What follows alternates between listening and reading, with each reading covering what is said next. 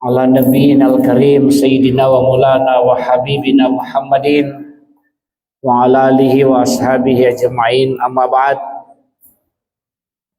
Qala Allah subhanahu wa ta'ala fi kitabihil karim, a'udzu billahi minasy syaithanir rajim. Ya ayyuhalladzina amanu kutiba alaikumus shiyam kama kutiba alal ladzina min qablikum la'allakum tattaqun. Sadaqallahul azim wa sadaqa rasuluhun nabiyul karim wa nahnu ala dzalika minasyahidin wasyakirin. Alhamdulillahirabbil alamin. Anak sekalian, santri-santriwati Pondok Pesantren Asyadada Pokok yang semuanya saya cintai, saya sayangi dan saya banggakan. Alhamdulillah, di hari yang keempat bulan suci Ramadan ini, mari senantiasa kita memuji dan bersyukur kepada Allah Subhanahu wa ta'ala.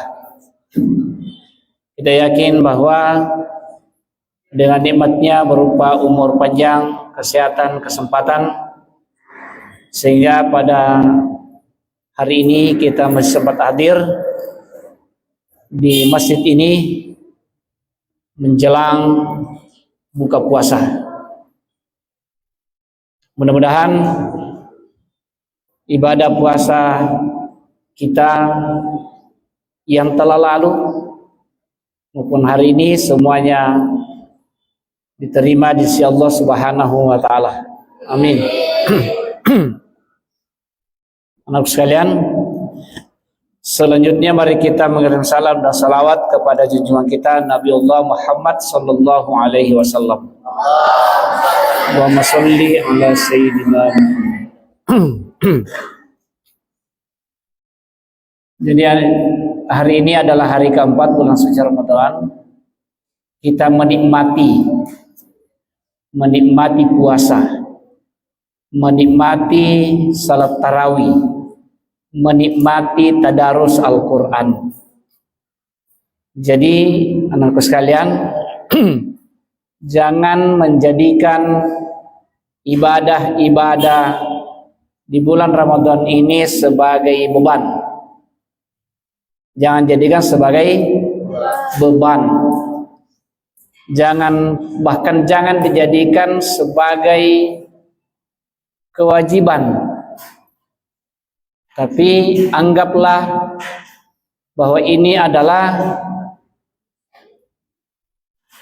bukti kesyukuran kita kepada Allah. Karena kalau kita mengatakan ini adalah beban, maka biasa kita selalu mengeluh. Baru jam 2 selalu minaliak jamnya. Jam berapa ini deh? Masih lama kapan? Iya, sama dengan ibadah tarawih, jangan dijadikan sebagai beban, tapi nikmati itu salat tarawih. Salat tarawih hanya ada di bulan Ramadan. Iya. Hanya ada di bulan suci Ramadan. Makanya kita nikmati itu, ya. Kita maksimalkan. Alhamdulillah. Selama kita di pondok, ya ada perbedaan, ada peningkatan ibadah dibandingkan kalau kita pulang ke rumah di bulan Ramadan. Ada bedanya, Di? Apa kira-kira bedanya? Kalau kita di pondok puasa dibandingkan dengan di rumah kita berpuasa.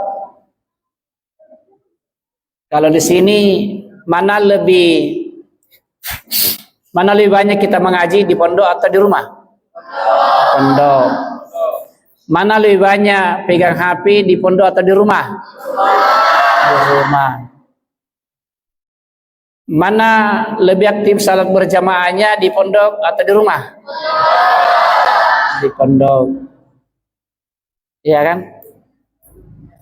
Mana lebih banyak dosa atas sama orang tua, di pondok atau di rumah? Kenapa di rumah? Ah. Kenapa namanya dosa atas sama ibu kalau di rumah? Apa nyari-nyari? Iya. Malah setiap hari dimarahi. Kenapa dimarahi? Pagi-pagi tidur, bangun tidur HP. Ya kan? Tiba waktu salat, capek ibunya. Nak, salat berjamaah. Tinggal pegang HP. Itu itu kenyataan. Itu kenyataan. Ya. Jadi tadi kita kedatangan tamu Bapak Komandan Kodim. Ya. Bapak Komandan Kodim tadi itu datang. Dia heran melihat, oh di sini aktif sekolah Ramadan Ustaz. Saya bilang, iya Komandan. Nah bilang kalau saya ini, jadi tadi itu dia bawa anaknya 2 orang, 3 orang.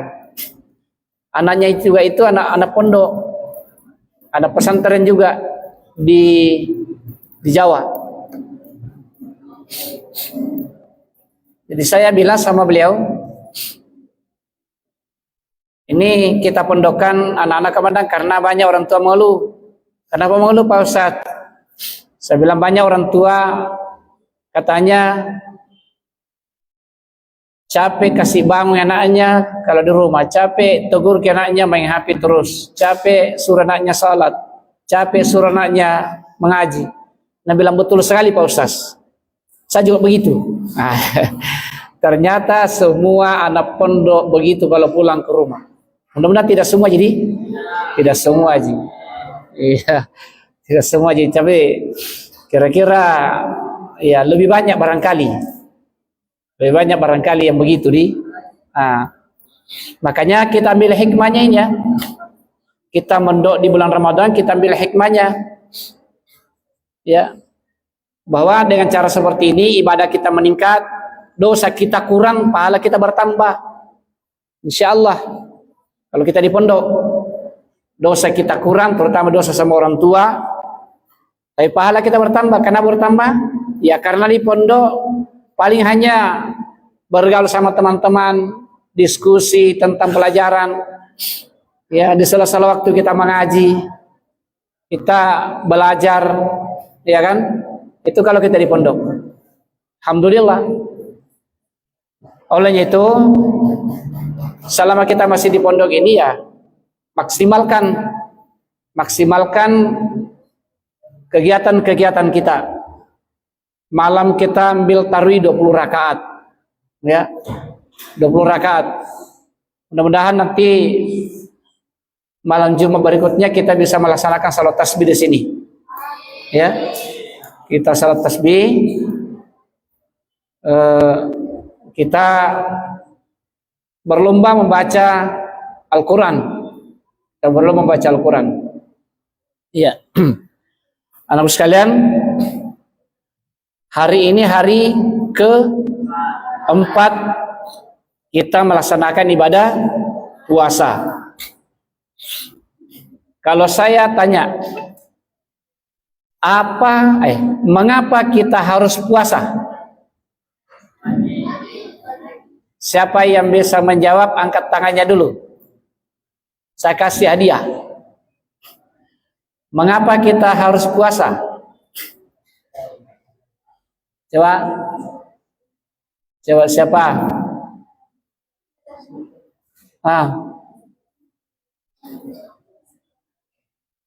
Siapa bisa menjawab? Ya, silakan Ain.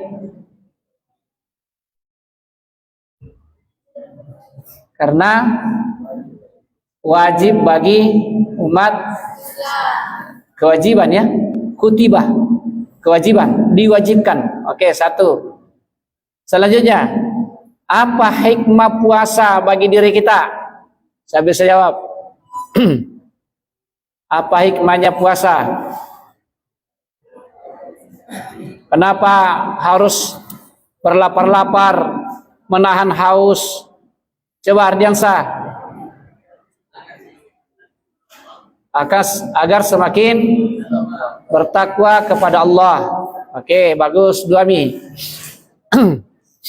Ketiga, Tanya lagi. Apa bukti ketakwaan seseorang? Apa buktinya bahwa orang itu dikatakan bertakwa? Apa? Yang lain lagi. Tidak boleh double. Apa buktinya? Apa ciri-ciri bahwa orang itu bertakwa kepada Allah?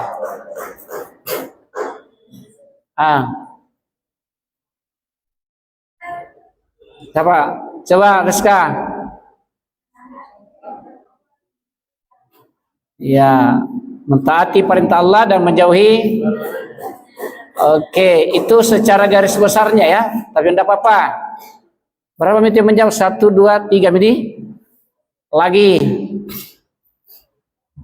Selain mentaati perintahnya dan menjauhi larangannya, apa ciri-cirinya orang itu dikatakan bertakwa?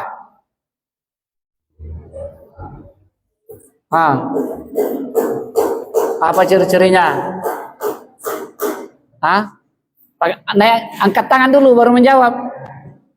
Ya, silakan. Serius. Apa?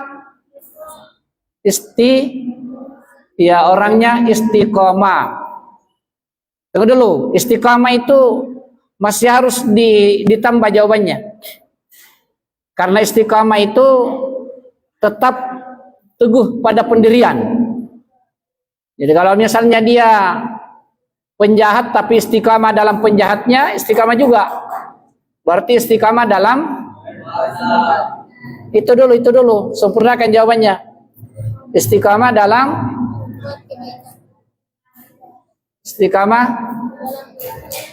dalam iya, bisa juga istiqamah dalam ibadah, istiqamah dalam kebaikan. Iya. Apalagi? Jadi berapa itu? 1, 2, 3, 4 ini. Baru satu laki-laki. Apalagi? Apa sifat-sifat yang muncul pada pribadi orang yang berpuasa? Apa? Silakan. Angkat tangan atau tidak? Angkat tangan. Oke. Apa sifat-sifat yang muncul pada pribadi orang yang berpuasa?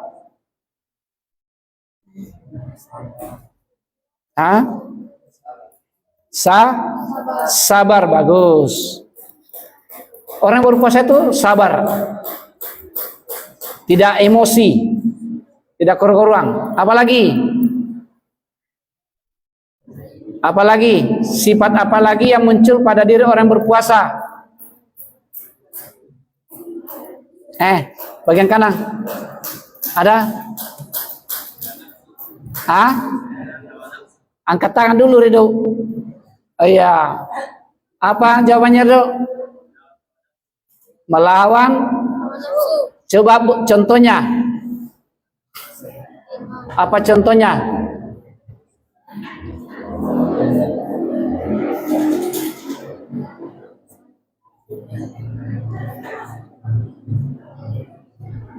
Apa contohnya? Sabar juga itu sudah melawan hawa nafsu. Apa contohnya lagi, Ridho? Tidak melihat hal yang diharamkan. Bagus. Berapa itu semua? 6 mi? 3 perempuan di, 4 di? 3 perempuan. Iya, semua yang sudah menjawab maju ke depan. Saya kasih hadiah. Sama Ustaz Haris. Nih hadiahnya, kasih. Kasih 10.000 nah.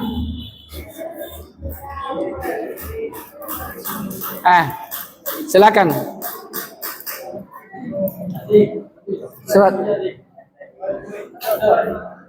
Cepat, baru kita lanjutkan. Ini. Langsung saja, langsung.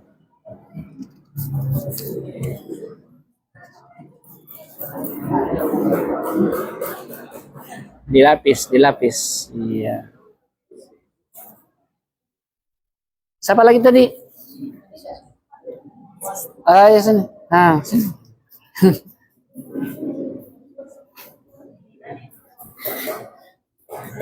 Iya.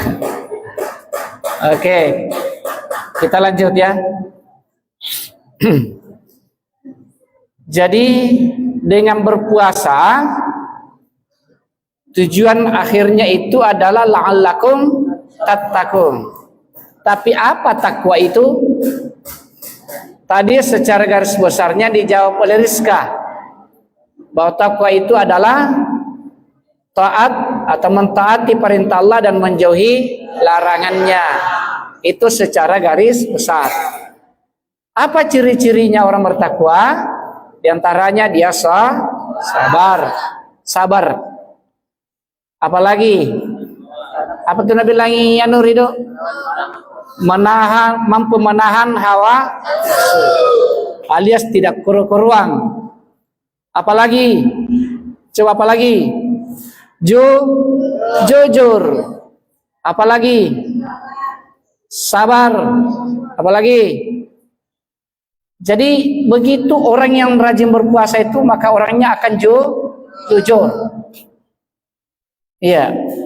Bukankah orang berpuasa dia selalu merasa diawasi oleh Allah? Ada orang, tidak ada orang, tetap kita tidak memakan. Ya, kita sendiri di rumah, misalnya. Atau katakanlah sendiri di pondok, teman tadi luar semua masih ada dibawa dari rumah, maka makanan diperuntukkan untuk buka puasa kah, untuk dimakan-makan kalau malam. Tapi tidak ada teman tadi pondok, cepat-cepat kiri kanan, tidak ada orang, langsung tancap. Tapi orang berpuasa sungguh-sungguh tidak mungkin itu, tidak mungkin. Kenapa? Karena merasa diawasi oleh Allah. Ini yang harus ditanamkan dalam diri kita. Selalu merasa dilihat oleh Allah. Ya.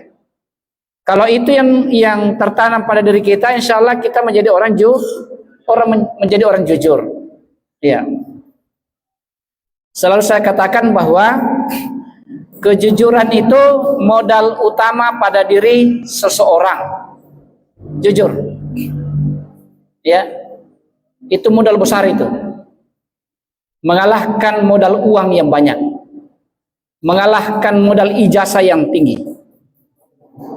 Ya, kalau kita jujur, orang jujur itu dimanapun bekerja selalu sukses. Itu orang jujur. Biasa awalnya hanya menjadi security atau menjadi cleaning service di sebuah perusahaan, tetapi karena kejujurannya akhirnya dipanggil masuk menjadi staf.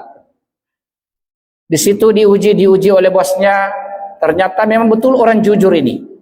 Dikasih jabatan, menjadi kepala seksi, menjadi kepala bidang.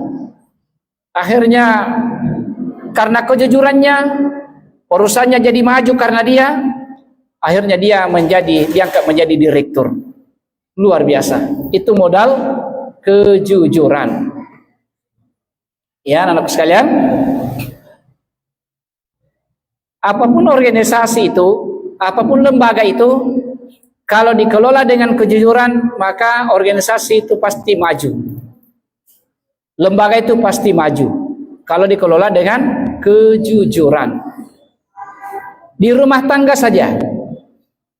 Di rumah tangga itu dalam satu keluarga ada ayah, ada ibu, ada anak.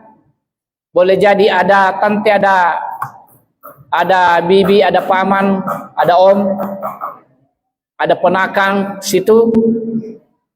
Dalam sebuah rumah tangga kalau semuanya jujur, maka rumah tangga itu akan menjadi rumah tangga yang sakinah, mawaddah, warahmah. Itu kalau jujur. Tetapi dalam sebuah rumah tangga satu saja tidak jujur. Misalnya istrinya tidak jujur, masih aman ke rumah tangga itu? Pasti kacau. Pasti kacau. Apalagi kalau suaminya tidak jujur, pasti kacau rumah tangganya. Ya, pasti kacau itu. Jadi Sekali lagi, kejujuran itu modal besar. Modal besar. Apalagi kita bicara suatu perusahaan misalnya. Satu perusahaan semuanya jujur di situ, direkturnya, kepala bidangnya, kepala seksinya, staf-stafnya, sampai security-nya semuanya jujur. Insya Allah perusahaan itu pasti cepat sukses, cepat meningkat. Tapi kalau sudah ada pengkhianat di dalamnya, ada kecurangan di dalamnya, maka pasti perusahaan itu akan jatuh bangkrut, pasti akan hancur. Ya, anak-anakku sekalian, ini yang kita dambakan, ini yang kita inginkan. Mudah-mudahan pada pribadi anak-anakku sekalian, santri-santriwati, tertanam sifat kejujuran. Ya, di pondok kita melihat uang yang bukan milik kita. Tidak ada orang selain kita di pondok, di kamar. Jangan pernah ngambil. Yakinlah bahwa Allah melihat. Allah melihat kita. Ya, ini itu hikmah dari ibadah puasa. Itu hikmahnya. Karena sekarang ini hampir menjadi budaya yang namanya kecurangan terjadi di mana-mana. Sudah hampir menjadi budaya. Ya. Sehingga cuaca sekarang panas. Di mana-mana kita panas. Di dalam pondok panas. Di rumah panas. Banyak jamaah yang mengeluh. Panas sekali Ustaz di masjid. Padahal banyak sekali kipas angin, ada AC. Di sini sudah dipasangi kipas angin. Masih banyak, masih ada jamaah mengeluh. Masih panas Ustaz. Kenapa seperti itu? Ternyata itu karena dosa. Dosa yang menjadikan iklim ini menjadi panas. Saya baca-baca kisahnya Nabi Syuaib. Kisahnya Nabi Syuaib. Nabi Syuaib itu umatnya itu durhaka, banyak dosanya. Apa dosanya umatnya Nabi Syuaib? Dosa kecurangan. Dosa kecurangan. Umatnya Nabi Syuaib itu curang. Kalau berdagang selalu mengurangi timbangan. Kalau untuk orang lain dia kurangi, kalau untuk dirinya dia tambah. Itu yang terjadi di umatnya Nabi Syuaib. Ya, mereka saling membohongi satu sama lain, saling mencurangi satu sama lain, sehingga Nabi Syuaib mengingatkan mereka, memperingati, jangan kamu curang, itu dibenci oleh Allah. Jangan lakukan itu yang namanya kecurangan. Jangan lakukan sogok menyogok. Itu Allah marah itu. Tetapi apa umatnya Nabi Syuaib bertobat? Tidak. Mereka tidak mau bertobat. Tetap saja dia curang. Tetap saja dia sogok menyogok. Apa yang terjadi? Maka Allah menurunkan azabnya kepada umatnya Nabi Syuaib. Azab pertama dengan cuaca panas. Panas. Ya, seperti sekarang kita ini panas. Tapi panasnya pada waktu itu luar biasa sampai kulit-kulitnya itu orang terbuka, terkelupas karena kepanasan. Ini apa namanya ujian, ini musibah yang diberikan kepada umatnya Nabi Syuaib. Ya, berupa hawa panas sampai terkelupas kulitnya itu. Kemudian lama seperti itu, kondisi seperti itu, tiba-tiba langit menjadi hitam. Ada apa namanya? Ada awan hitam yang tebal. Maka umatnya Nabi Syuaib pada saat itu merasa gembira karena menyangka hujan mau turun. Menyangka hujan mau turun. Ternyata begitu gelap, ini Nabi Syuaib dan umatnya yang beriman sudah disuruh pergi oleh Allah, tinggalkan kampungmu itu. Dia pergi keluar, tinggalkan kampungnya. Begitu umatnya Nabi Syuaib bersama umatnya sudah keluar dari kampung itu, turunlah azab Allah SWT. Dari awan hitam itu bukan air yang jatuh, tetapi ternyata api yang jatuh, menjatuhi mereka semua. Akhirnya semuanya meninggal dunia, semuanya mati terbakar oleh api dari langit. Naudzubillahi min. Itu karena kecurangan. Nah, sekarang saya katakan, ini yang namanya kecurangan sudah hampir membudaya, sudah hampir menjadi tradisi. Mau jadi apa saja menyogopi baru jadi. Mau jadi kepala desa nyogok, mau jadi caleg nyogok, mau jadi bupati nyogok, jadi presiden nyogok. Apa yang terjadi kalau begini di negara rata? Pemerintah tidak jujur, rakyat juga tidak jujur. Semua saling membohongi satu sama lain. Ya, makanya anak sekalian, kita kembali menyadari bahwa walaupun perbuatan seperti itu sudah kebanyakan orang melakukannya, kita ini sebagai santri tetap mengatakan itu salah. Kita tetap mengatakan itu salah, itu haram. Jangan mengatakan kiri kanan depan belakang rumahku sudah terima semua misogokang. Masa saya mami tidak? Akhirnya terima Tommy. Karena dia bilang begitu. Semua orang di kampung ini terima semua mi. Ada 100, ada 200, ada 300. Akhirnya anak terima juga mi. Karena sendiri mami. Jadi bisa juga dikatakan daripada semua orang masuk neraka, daripada saya mami tidak masuk tuh mereka. Macam itu. Iya, prinsip kita sebagai santri, biar semua orang masuk neraka, yang penting bukan saya. Ada nyalain. Oh, gimana? Sahur Yas. Oh iya, oke. Dan saya coba berhenti dulu. Iya. Sampai di mana tadi? Iya. Prinsip kita harus teguh. Ya.